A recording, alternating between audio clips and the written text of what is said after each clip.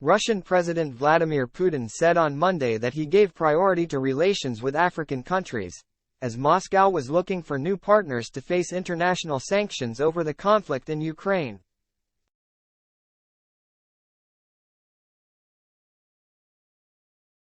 "I want to emphasize that our country has always given and will continue to give priority to cooperation with African states," Putin said in Moscow during a speech to African representatives.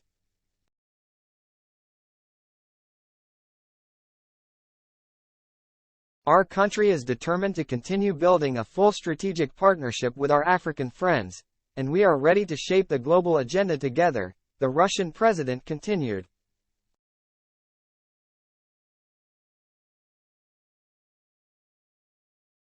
Mr. Putin believed that Russia, like Africa, defends traditional moral values by resisting the neo-colonial ideology imposed from abroad.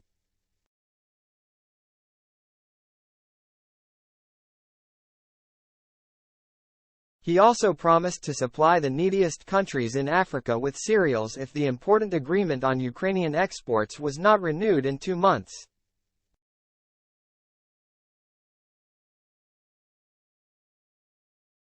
According to Mr. Putin, Russia plans to increase cooperation with African countries in the field of energy and medicine and to double the quotas of African students in Russian universities.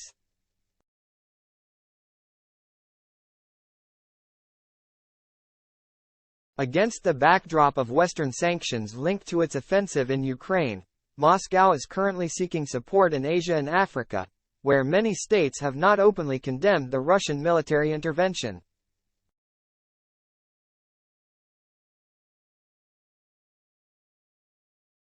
Russia had already multiplied initiatives on the African continent in recent years, aimed at posing as an alternative to the former colonial powers.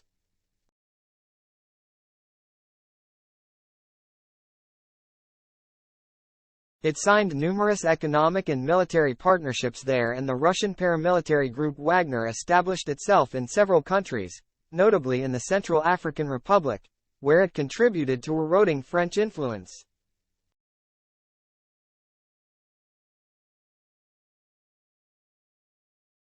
The next Russia-Africa Summit, the second of its kind, is due to be held July 26 to 29 in St.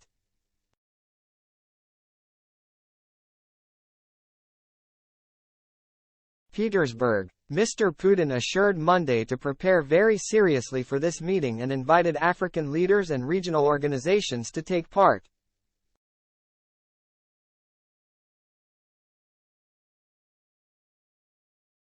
At the first summit of its kind, in 2019, Vladimir Putin was pleased to have opened a new page of relations with Africa, a continent from which Russia had largely withdrawn after the fall of the USSR.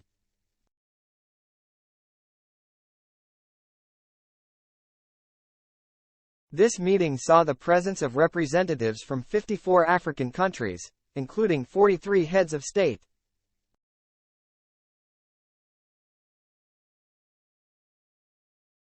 The joint statement adopted at its conclusion denounced in particular political diktats and monetary blackmail.